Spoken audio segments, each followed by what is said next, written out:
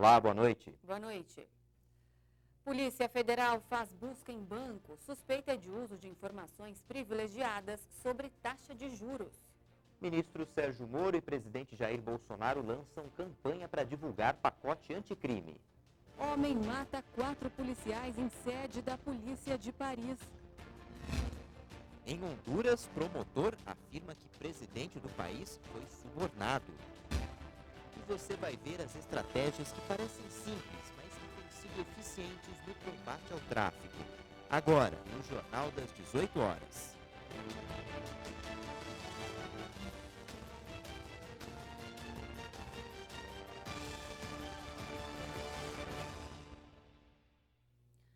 A Polícia Federal e o Ministério Público Federal cumpriram hoje mandados de busca e apreensão na sede do Banco BTG Pactual, em São Paulo. A operação tem como base a delação premiada do ex-ministro Antônio Palocci. Batizada de Estrela Cadente, a operação desta quinta-feira investiga o vazamento de resultados das reuniões do Copom, o Comitê de Política Monetária, sobre mudanças da Selic, a taxa básica de juros.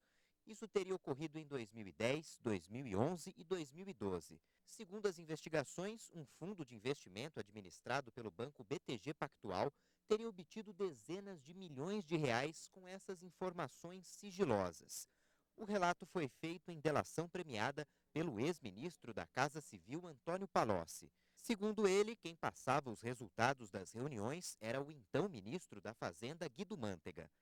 Em contrapartida, o banco pagava propina para o próprio Mantega e para o PT, o Partido dos Trabalhadores. A Operação Estrela Cadente investiga os crimes de corrupção passiva, corrupção ativa, informações privilegiadas, lavagem e ocultação de ativos.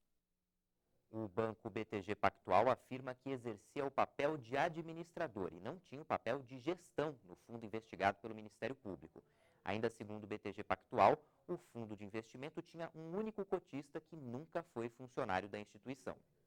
Já a defesa do ex-ministro da Fazenda, Guido Mantega, afirma que Palocci juntou fatos aleatórios, sem relação uns com os outros, para criar uma narrativa falsa.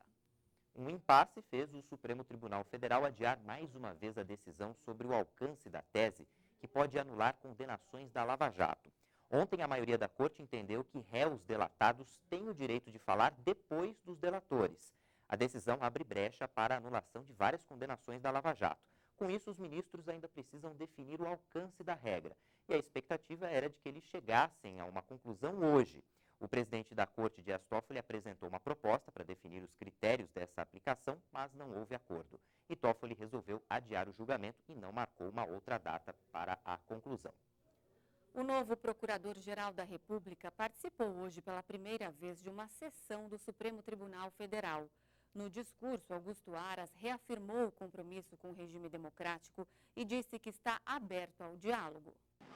Cumpre-me, senhor presidente, senhoras ministras, senhores ministros, dizer que este Procurador-Geral da República está disponível ao diálogo respeitoso e institucional com os poderes e a sociedade, especialmente com esta Suprema Corte, guardiã da Constituição Federal. As vendas de veículos tiveram alta de 11% de janeiro a setembro deste ano, em comparação com o mesmo período do ano passado. Foram emplacados quase 3 milhões de veículos no acumulado do ano. Estão na lista automóveis, caminhões, ônibus e motocicletas. No mês de setembro, quase 330 mil veículos novos foram vendidos. O número é 12% maior do que o registrado no mesmo período do ano passado. Segundo a FenaBrave, Federação Nacional da Distribuição de Veículos, o mercado de veículos apresentou números positivos e está dentro da expectativa da entidade. Os dados foram divulgados nesta quinta-feira. O número de famílias com contas em atraso aumentou. Os dados são da Confederação Nacional de Comércio de Bens, Serviços e Turismo. São 65% dos brasileiros que têm dívidas em atraso ou não. Já os inadimplentes, ou seja, os que atrasaram os pagamentos, representam quase um quarto da população. Entre as modalidades de dívidas das famílias brasileiras, o cartão de crédito ocupa o primeiro lugar. O dólar recuou hoje por causa da expectativa de cortes de juros nos Estados Unidos. A moeda norte-americana caiu 1,1%, vendida a R$ 4,08. O principal índice da Bolsa de Valores de São Paulo, a B3, fechou em alta de 0,48%. O Congresso Nacional deixou para analisar na próxima semana o projeto de lei que muda algumas regras eleitorais. Alguns vetos do presidente Jair Bolsonaro foram analisados ontem. O Congresso Nacional manteve 5 dos 6 vetos de Jair Bolsonaro pautados, entre eles o que trata de agências reguladoras e a proteção de dados pessoais. Com a decisão do Congresso, o presidente da República continua tendo o poder de indicar o presidente de agência reguladora, sem a necessidade de escolher alguém em uma lista tríplice. Os vetos de Bolsonaro a trechos de lei que altera as regras eleitorais e sobre partidos políticos não foram analisados.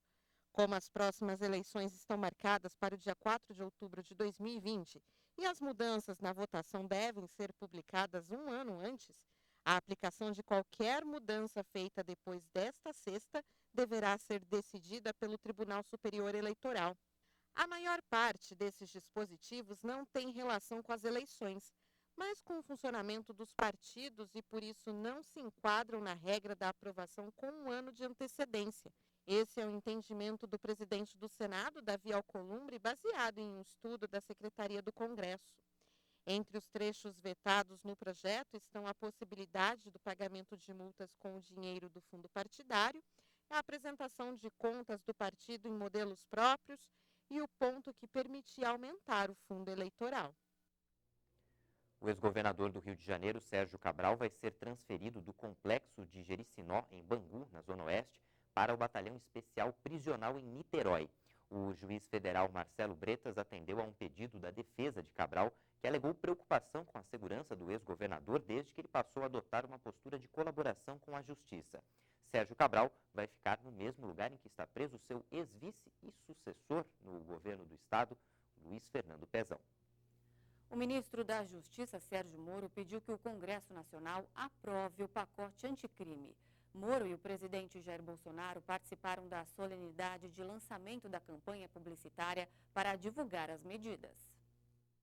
A cerimônia de lançamento da campanha foi no Palácio do Planalto. Sérgio Moro e Jair Bolsonaro defenderam pontos que foram retirados do pacote pelo grupo de trabalho que analisa as propostas na Câmara. O ministro pediu que o Congresso Nacional aprove o pacote anticrime para reforçar o combate à corrupção e à criminalidade violenta. Moro disse que o governo vem adotando medidas duras contra a violência e a impunidade, mas acrescentou que é importante que os parlamentares se alinhem a este esforço. Nós precisamos dar aos nossos agentes encarregados da aplicação da lei melhores instrumentos.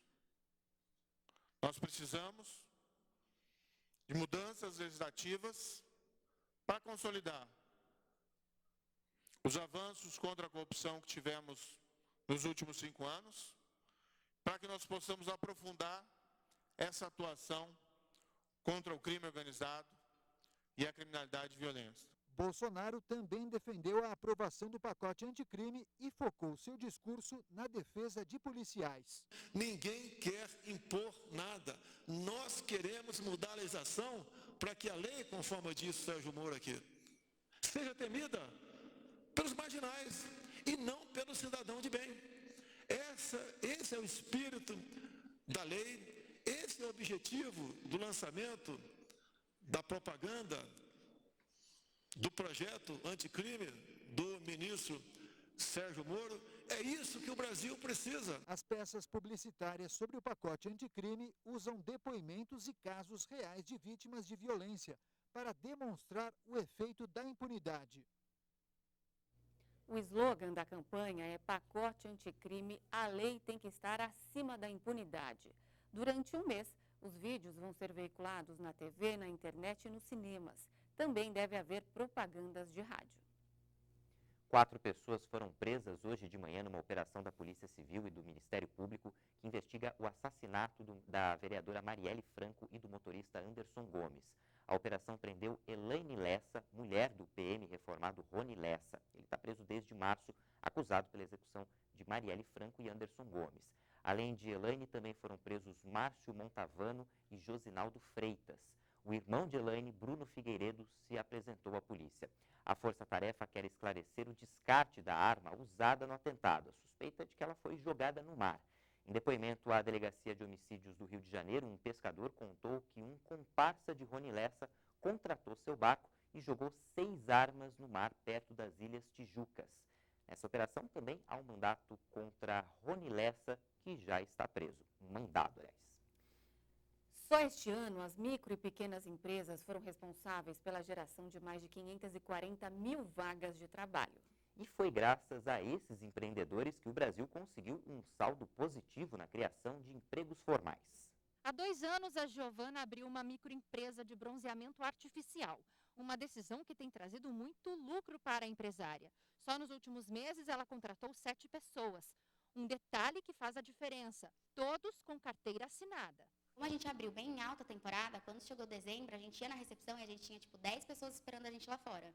E aí a gente via que as pessoas ficavam, às vezes, esperando 3 horas pelo atendimento. A gente pensou, bom, a gente precisa de mais maquinário, aí foi a hora que a gente precisou comprar mais máquinas e contratar pessoas. Hoje em dia, nós já somos em 7, né?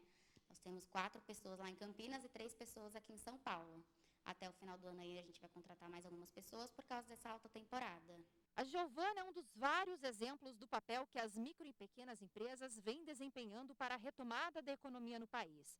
A prova disso é que os últimos dados do Cadastro Geral de Empregados e Desempregados, o CAGED, as micro e pequenas empresas geraram quase 542 mil vagas de emprego nos últimos 8 meses do ano, um número 15 vezes maior ao registrado por empreendimentos de médio e grande porte. Nós temos claramente, em 2019, um cenário bem melhor para a geração de emprego do que vimos acompanhando nos últimos anos.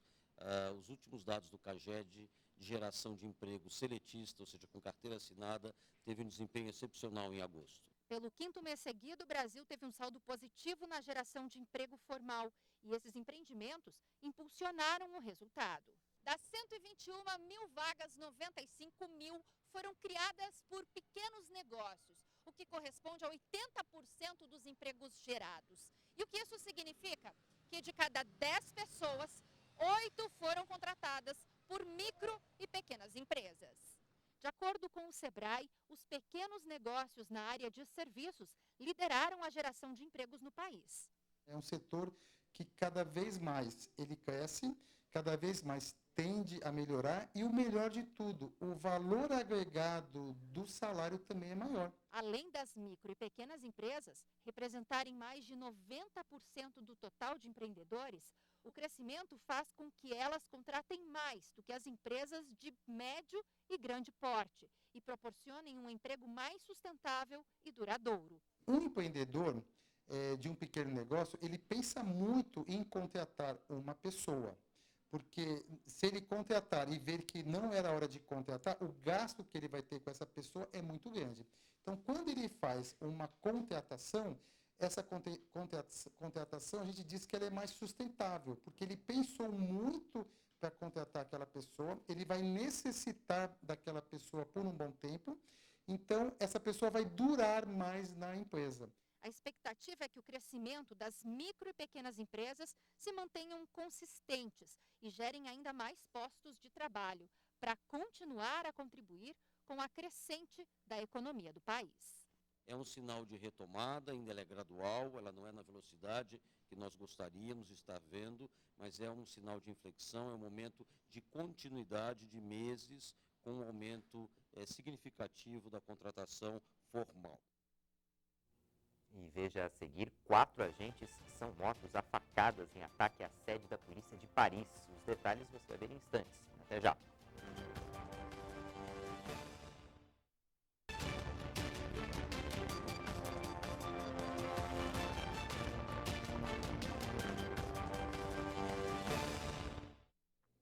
O Ministério da Agricultura registrou mais 57 agrotóxicos. 41 são genéricos, 10 biológicos e 6 são novos produtos. Segundo o governo, o objetivo da aprovação dos produtos é aumentar a concorrência no mercado dos defensivos. Depois de 2 aumentos consecutivos, o índice de medo do desemprego caiu pouco mais de 1% em relação a junho. Com isso, o índice ficou acima de 58 pontos em setembro. O indicador divulgado pela Confederação Nacional da Indústria vai até 100 pontos e quanto mais alto, maior é o medo que os brasileiros têm do desemprego. Apesar de menor em relação a um ano, o indicativo do mês continua acima da média histórica, que é de 50 pontos. Segundo a Confederação, o medo é maior para os moradores da região Nordeste e menor no sul do país. 4 policiais foram mortos após serem atacados com uma faca dentro da sede da polícia de Paris, perto da Catedral de Notre Dame. Confira agora em um giro de notícias internacionais. 3 homens e uma mulher morreram no ataque. Eles foram esfaqueados por um funcionário que trabalhava na diretoria de inteligência. O agressor de 45 anos foi morto por policiais. O ataque ocorreu no dia seguinte a uma mobilização sem precedentes em quase 20 anos, em meio à inquietação dos policiais com o aumento de suicídios e reforma previdenciária. O primeiro-ministro britânico Boris Johnson apresentou sua proposta para o Brexit à Câmara dos Comuns um dia após mostrar o projeto à União Europeia. O premier resgatou o rejeitado tratado assinado por Theresa May. A Irlanda do Norte permaneceria no mercado único europeu, ao contrário do resto do país. O plano dá ao Parlamento Autônomo norte-irlandês o poder de aceitar ou rejeitar as condições a cada 4 anos. As autoridades europeias receberam com frieza a proposta e afirmaram que o texto contém pontos de conflito. 4 pessoas foram mortas a tiros no Iraque, elevando o número de vítimas fatais para 27 em atos violentos nos últimos 3 dias. Os protestos denunciam a corrupção, a deficiência dos serviços públicos e o desemprego. As manifestações não têm o comando de um partido ou líder religioso. O Iraque aparece no 12º lugar na lista de nações mais corruptas do mundo da organização Transparência Internacional. Um porta-voz do Pentágono declarou que um teste de míssil balístico norte-coreano era provocador e Pyongyang deveria interrompê-lo. O país anunciou o teste lançado por submarino em direção ao mar do Japão, horas antes dos diplomatas dos Estados Unidos e da Coreia do Norte retomarem as negociações diplomáticas na Suécia. O líder Kim Jong-un não estava no local e parabenizou todos os que participaram do teste bem-sucedido. O presidente de Honduras, Juan Orlando Hernández, classificou como absurdas as acusações de que teria recebido milhões de dólares em subornos de traficantes. A acusação foi feita por um promotor de Nova York no julgamento do irmão do presidente acusado de tráfico de drogas. Segundo a Justiça, o ex-deputado Juan Antônio Tony Hernández Alvarado era protegido pelo líder hondurenho que teria recebido dinheiro de El Chapo. O dinheiro do narcotráfico teria financiado as campanhas de candidatos do Partido Nacional. O presidente do Equador, Lenín Moreno, decretou hoje estado de exceção no país após protestos da população contra o aumento de 123% no preço da gasolina. Os manifestantes bloquearam estradas e queimaram pneus. Com a medida, o governo equatoriano fica autorizado a suspender direitos como a livre mobilidade, direito de ir e vir, e pode até impor censura prévia à imprensa. O consumo de álcool e drogas entre jovens e adolescentes é um grave problema da sociedade brasileira. Mas algumas estratégias que parecem simples têm sido uma forma eficiente para combater o tráfico no mundo todo. A música da periferia. E a cruz é o se o bagulho fosse bom, nós tava, meu irmão, montado nos cão, mas não. No bonde bolado, sangue derramado, eu fui comprado, meu irmão. Sei o preço da cruz, o valor de Jesus. Letras que relatam o duro modo de vida nas favelas e comunidades carentes, na maioria das vezes associadas a crimes, violência e drogas. Mas aqui a mensagem é outra. O crime, o vício, a louca ostentação, a porta é estreita, irmão, tem que renunciar. O ódio, a ambição, no céu não pode entrar. Alguns podem até se surpreender. A apresentação numa igreja. A Bola de Neve em Mogi das Cruzes promoveu uma noite de rap. E o objetivo é usar a música para pregar o evangelho e afastar os jovens das drogas e da criminalidade. Com certeza sim, porque eu vim da rua, né? Eu já tive problemas com drogas, eu sou ex-presidiário, então a gente sabe como chegar de forma educada, mas também dando papo reto, falando a mesma linguagem deles, né? Sem ser invasível, sem ser mal educado, e falar de Jesus de forma calma, e aí ele vai entendendo, assim como eu também entendi. O alerta é feito por quem conhece de perto esse perigo, como o rapper Cela Éfeso. Ele é considerado uma celebridade do rap evangélico, com mais de 30 milhões de visualizações no YouTube.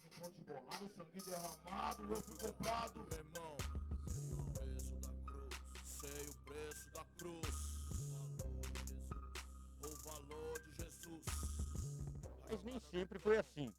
De 92, quando eu conheci o rap, até 2008, eu vivi uma época de utopia, uma época de loucura, onde eu achava que o rap era a solução, a marginalidade era a solução, a aliança entre a criminalidade e a música, nessa linha marginal, poderia me oferecer um status social, uma vida, né, descolada, uma vida bacana.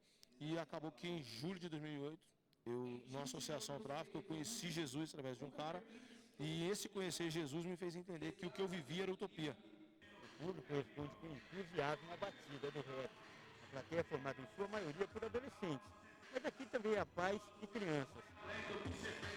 A gente tem um CD no carro, mas ele gostou mais de vir mesmo.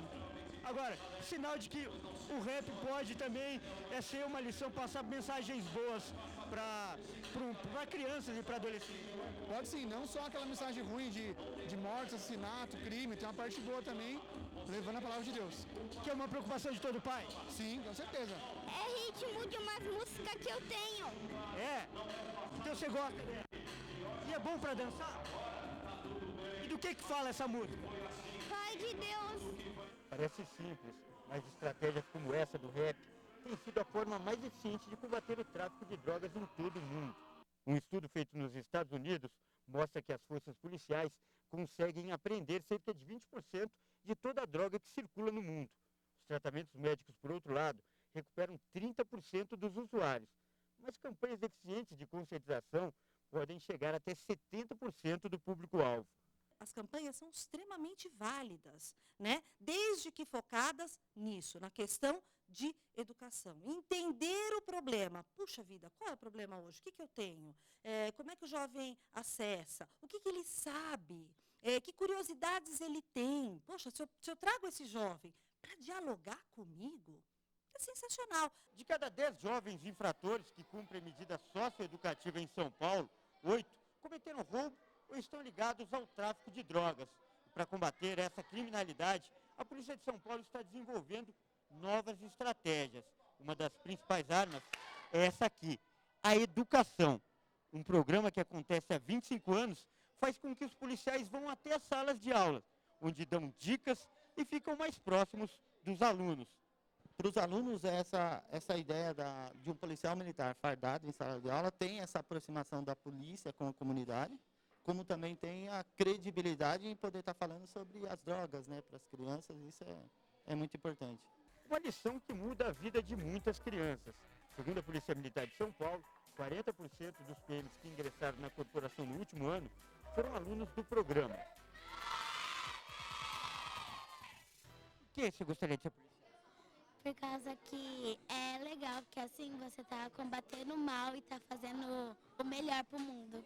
A droga é uma coisa ruim e que destrói família, destrói muita gente. Muitos jogadores ou famosos já caíram na droga e agora estão na rua. Assim como esses garotos, o Denis também estudou em escolas públicas e viu muitos amigos morrerem envolvidos com drogas e crimes. Mas ele foi salvo pelo rap, virou o Preto R. E hoje carrega um microfone nas mãos e uma mensagem na ponta da língua. Então, para você que está do outro lado da câmera aí, talvez você ligou aí por acaso. Saiba que você não ligou por acaso. Saiba que Deus tem um projeto na sua vida, um plano de salvação. Assim como resgatou eu e vários estão aqui nesse evento nessa noite, Ele pode transformar a sua vida também. Amém? Glória a Deus. Se o bagulho fosse bom, nós tava, meu irmão, montado nos cão, mas não. No bonde bolado, sangue derramado, eu fui comprado, meu irmão. Sei o preço da cruz, o valor de Jesus. depois dessas histórias emocionantes, a gente encerra com uma imagem emocionante de um caso que repercutiu muito nos Estados Unidos. O irmão de um homem negro assassinado no Texas abraçou a ex-policial que matou o irmão dele, dizendo que não desejava nada de ruim para ela. O rapaz de 26 anos foi morto no ano passado após ser confundido com um invasor. A ex-policial foi presa 3 dias depois e demitida do trabalho. Ao ser condenada a 10 anos de prisão, ela recebeu esse abraço antes de ser levada para a corte. Uma boa noite para você. Boa noite, a gente se vê amanhã. Até lá.